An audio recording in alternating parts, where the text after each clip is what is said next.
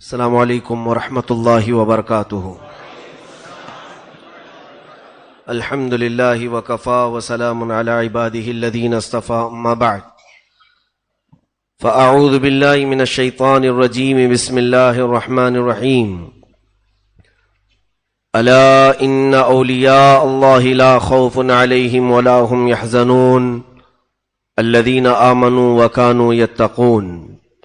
صدق اللہ مولانا العظیم وبلغنا رسولہ النبی الامین المتین المختار الکریم ونحن على ذلك لمن الشاہدین والشاکرین والحمد للہ رب العالمین۔ بارگاہ رسالت معاب صلی اللہ تعالی علیہ وسلم میں درود پاک کا ہدیہ پیش کریں۔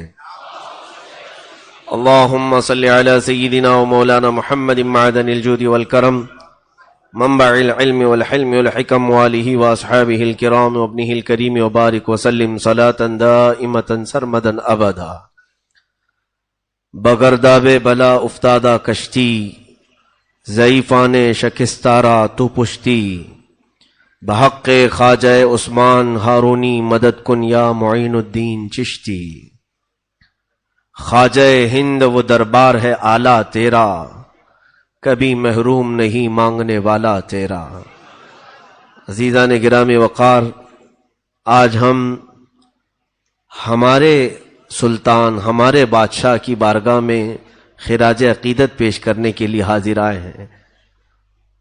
دنیا کے ہر خطے میں مسلمان آباد ہیں اور ہر مسلمان کے دل میں اللہ کے ولی کی عظمت ہوتی ہے۔ وہ اولیاء اللہ کو قدر کی نگاہوں سے دیکھتا ہے، لیکن اولیاء کاملین جس خطے میں بھی ہیں، جہاں پر بھی ہیں، وہ سب ہمارے تاج ہیں، لیکن سرکار غریب نواز رضی اللہ تعالیٰ عنہ کا حق ہم پر زیادہ اس لیے ہے کہ ہم ان کے ہم وطن ہیں، ان کے اسی ہند میں رہتے ہیں جس کی سلطنت اللہ نے انہیں پچھلے 800 سالوں سے نواز رکھا ہے۔ عزیزان گرامی، یہ وہ غریب نواز القاب میں معین الدین، سلطان الہند، عطائے رسول، خواجہ خواجگاں سیدنا حسن چشتی رضی اللہ تعالیٰ عنہ، سنجری بھی ہیں، چشتی بھی ہیں، اجمیری بھی ہیں۔ اس مقدس بارگاہ میں ہم کچھ خراج عقیدت پیش کرنے سے پہلے کچھ باتوں کی طرف قرآن و حدیث کے ذریعے سے آپ کے دل و دماغ میں ابتدائی باتیں پہنچانے کی ضرور کوشش کروں گا۔ سب سے پہلی بات تو یہ ہے کہ رسول کریم صلی اللہ تعالی علیہ وسلم نے ارشاد فرمایا، عند ذکر الصالحین تنزل الرحمہ، جب اللہ کے صالح اور نیک بندوں کا ذکر کیا جاتا ہے تو رحمتیں اترتی ہیں۔ ان بزرگوں کا ذکر کرنا ہمارے مقدر میں آیا ہے اس لیے کہ ہم اللہ کی رحمت کے طلبگار ہیں۔ ذکر ان کا ہوتا ہے، رحمت اللہ اتارتا ہے، یہ حدیث پاک میں ہے۔ اور قرآن کی طرف جب چلے تو قرآن نے ان کے ہی متعلق تو فرمایا، یا ایھا الذین آمنوا اتقوا اللہ وکونوا مع الصادقین، اے ایمان والو اللہ سے ڈرو اور سچوں کے ساتھ رہو۔ اب سچوں کے ساتھ رہنے کا حکم ہے تو پھر اس اجمیر کے داتا و خواجہ سے سچا ہمارے ہندوستان میں ہے کون ہے؟ اور سچائی کیا ہے انہوں نے ہندوستان کو بتائی ہے۔ یہ دو چیزیں اپنے ذہن و دماغ میں رکھیں کہ ہم جب کبھی کسی ولی کی یاد منانے کے لیے بیٹھتے ہیں تو یہ بہت سارے لوگوں نے آج افواہ جو پھیلا رکھی ہے، یہ بریلویوں کا طریقہ ہے۔ یہ بریلوی عرس منانے والے، اولیاء کی باتیں کرنے والے ہیں۔ کاش وہ اس بات کو سمجھ جاتے کہ یہ عقیدہ بریلی کا نہیں، قرآن کا ہے اور میرے مصطفیٰ کا ہے۔ قرآن نے کہا اولیاء کا ذکر کرو اور ان کے ساتھ رہو، اور قرآن تو یہ بھی کہتا ہے خبردار، اللہ کے ولیوں کو نہ کوئی خوف ہے نہ انہیں کوئی غم ہے۔ اور حدیث پاک میں میرے آقا صلی اللہ علیہ وسلم فرماتے ہیں جب جب ذکر کرو گے اللہ کی رحمتیں اتریں گی۔ اور رہی بات دشمنی کی تو سوچنا بھی مت، من عادى لي وليا فقد آذنته بالحرب، اللہ رب العزت خود فرماتا ہے، اے محبوب آپ فرما دیں جس نے میرے کسی ولی سے دشمنی کی میں اس کو اپنے ساتھ جنگ کرنے کا اعلان کرتا ہوں، آئے میرے ساتھ وہ جنگ کرے، مجھ سے لڑے۔ یہ رب ذوالجلال کو گوارا نہیں کہ اس کے دوستوں کو کوئی ستائے، اس کے محبوبوں کو کوئی پریشان کرے۔ ایک بات یاد رکھنا، اولیاء کاملین میں اکثر اولیاء تو بڑے جمالی رہے ہیں، بہت ہی صبر و تحمل والے رہے ہیں، کبھی انہوں نے پلٹ وار کسی پر نہیں کیا، نہ زبان سے نہ ہاتھ سے، اکثر اولیاء کاملین۔ لیکن ان کے کسی کو ہلاکت کی دعا نہ کرنے سے کوئی یہ نہ سمجھ لے کہ وہ انہیں ستا کر بچ جائے گا، بلکہ رب ذوالجلال کبھی ایسوں کو خالص چھوڑتا نہیں، بلکہ وہ انتقام حقیقی اس انداز سے لیتا ہے کہ قیامت تک آنے والوں کے لیے وہ شخص عبرت بن جاتا ہے، وہ شخص عبرت بن جاتا ہے۔ جس نے بھی اولیاء کاملین کی دشمنی پالی، اللہ رب العزت نے اسے دنیا میں ایسا ذلیل کیا کہ وہ رہتی دنیا تک لوگوں کے لیے ایک عبرت کا نشان بن گیا ہے۔ اکثر کو دیکھیں آپ، یا تو نبیوں سے دشمنی کرنے والے ذلیل ہوئے، یا اللہ کے اولیاء سے دشمنی کرنے والے ذلیل ہوئے۔ فرعون اللہ رب العزت کی بارگاہ میں جو سرکشی کرنے لگا تھا، فقط ایک نبی کے ضد میں، نبی کی مخالفت میں، موسیٰ علیہ السلام سے اسے حسد اور دشمنی پیدا ہوئی۔ تو یہ اچھوں کی دشمنی جانتے ہیں آپ کہاں تک لے جاتی ہے؟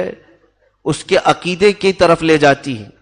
میں نے ایک مثال اس سے پہلے بھی بتائی تھی، جب دشمنی ہوتی ہے تو یہ بات ضرور یاد رکھنا کہ کس ٹائپ کی دشمنی کر رہے ہو اور کس سے کر رہے ہو، اور اس کے بعد پھر اس سے دشمنی ہونے کے بعد جو نقصانات ہوتے ہیں۔ میری اگر کسی ڈاکٹر سے دشمنی ہو گئی تو ہوتا کیا ہے، انسان کی فطرت ہے، ڈاکٹر تو ہماری نظروں میں گرا ہی گرا، اس کی ڈگری بھی گر گئی، اور ہم نے اس کی ڈگری کو نکار دیا کہ یہ کون سی ڈگری لے کے بیٹھا ہے، جھوٹا ہے۔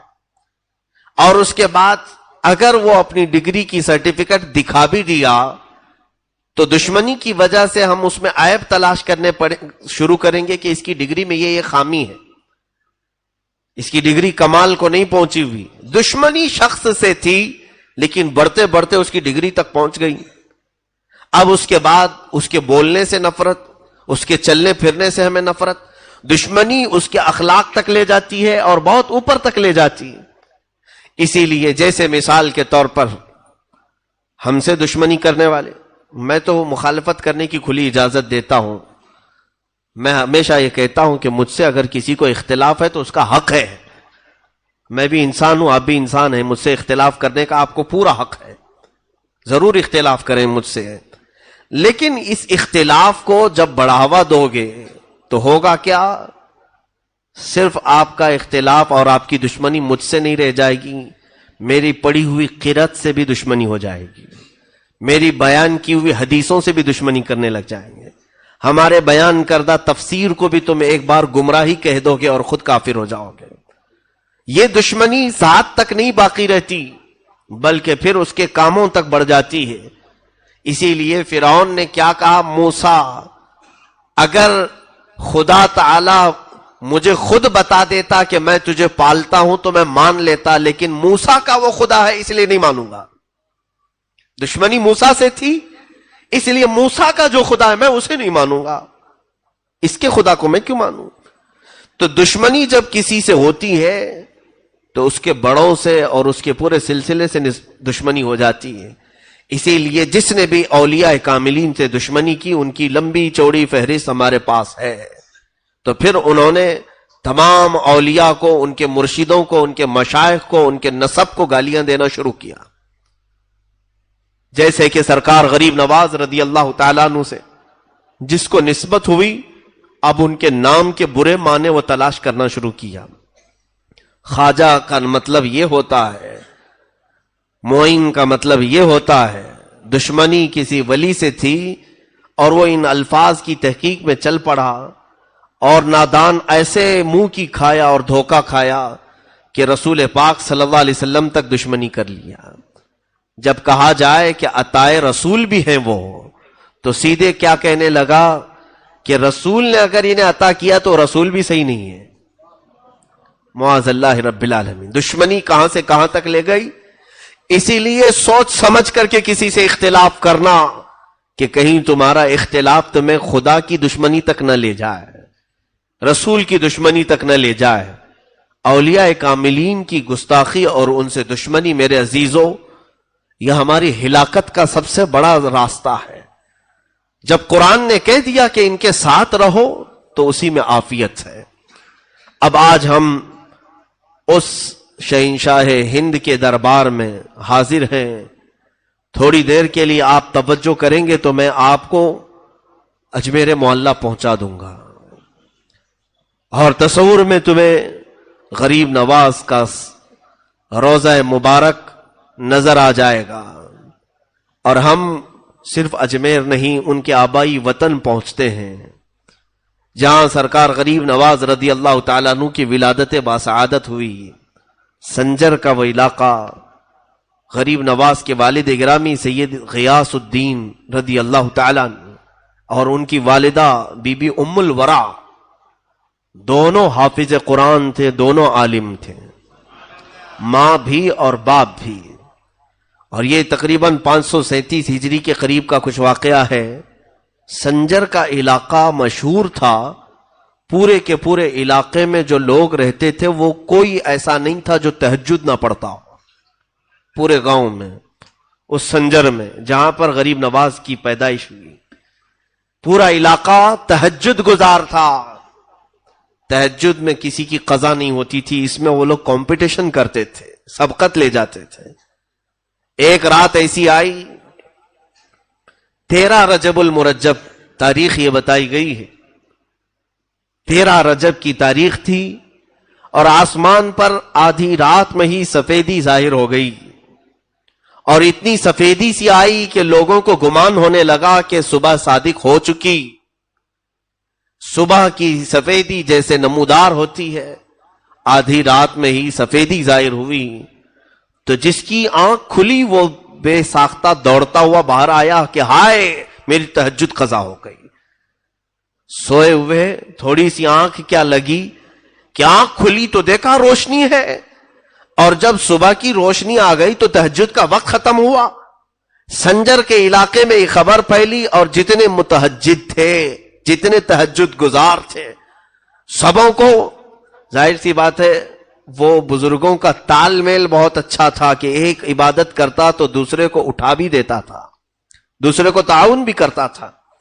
سارے لوگ جمع ہونا شروع ہو گئے کہ کیا حال ہے, کیا حال ہے. اس میں موجود کئی عمر دراز بزرگوں نے کہا ہمیں تو نہیں لگتا کہ ہم سے غفلت ہوئی, لیکن یہ اجالا کچھ اور بتا رہا ہے.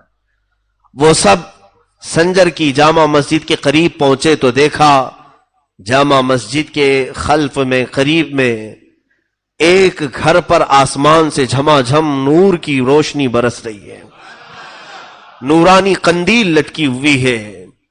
اور وہ گھر پتہ کرنے پر معلوم ہوا کہ حضرت غیاث الدین رضی اللہ تعالیٰ عنہ کا گھر ہے, بی بی ام الورا کا گھر ہے.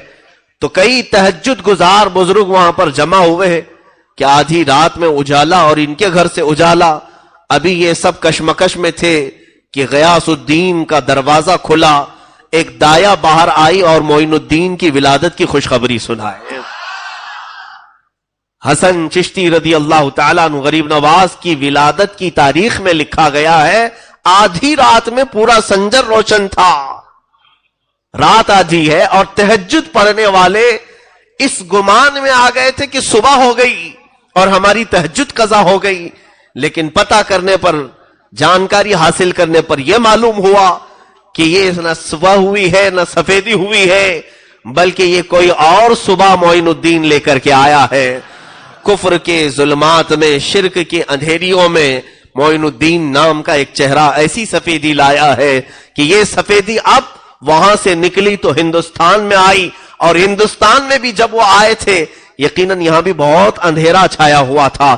کفر کا اندھیرا, شرک کا اندھیرا, جادو کا اندھیرا, بدعات کا اندھیرا، خرافات کا اندھیرا، لیکن جیسے ہی یہ چاند طلوع ہوا انہی اندھیریوں میں خوب 90 لاکھ کو روشن بھی کر گیا۔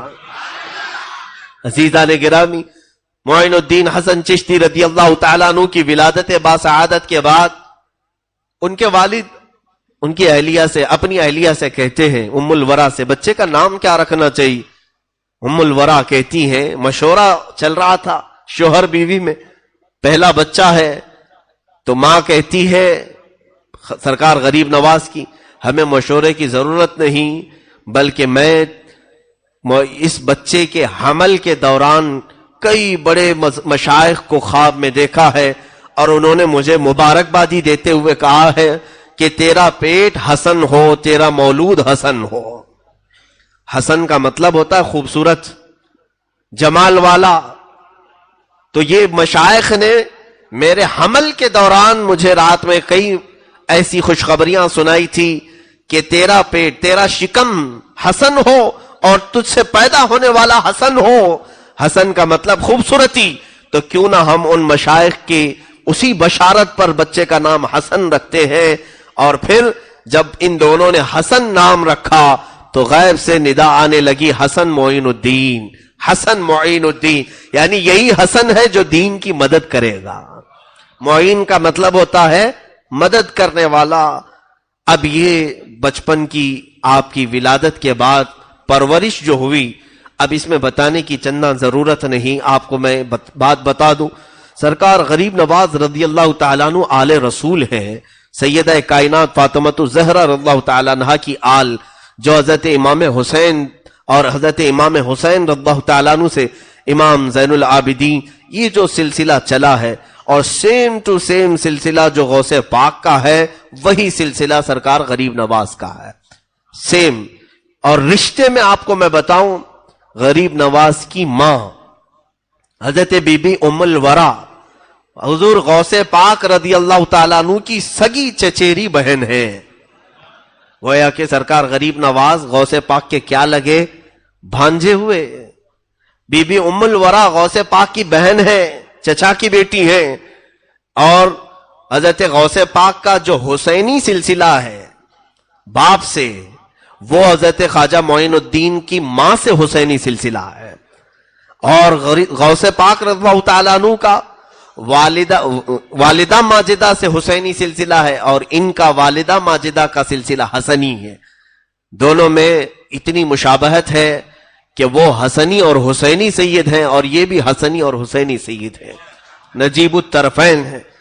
اب ایک اور روایت یہ ہے کہ سرکار دو عالم صلی اللہ تعالیٰ علیہ وسلم سے لے کر غریب نواز رضی اللہ تعالیٰ عنہ تک جتنے بھی آپ کے آبا و اجداد آئے، آپ کے والد، آپ کے دادا، آپ کے پردادا، لے کر کے حضور صلی اللہ علیہ وسلم تک، ان کے داداؤں میں جتنے بھی تھے سب کے سب عالم باعمل اور متقی پرہیزگار اللہ کے ولی گزرے، اس میں سے ایک بھی کوئی عام آدمی نہیں ہے، ہر ایک اپنے وقت کا قطب ہے۔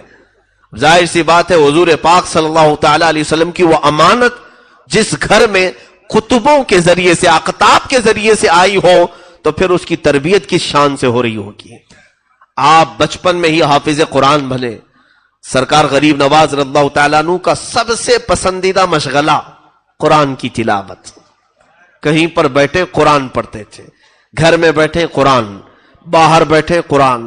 ان کے والد جب آپ کی عمر مبارک 14 سال کی تھی، فرماتے ہیں معین الدین کو کہیں پر بھی کسی کام پر لگایا جائے وہ قرآن کی تلاوت میں رہتا اور کام خود بخود ہوتے رہتے تھے۔ ایسا کئی مرتبہ ہوا۔ اب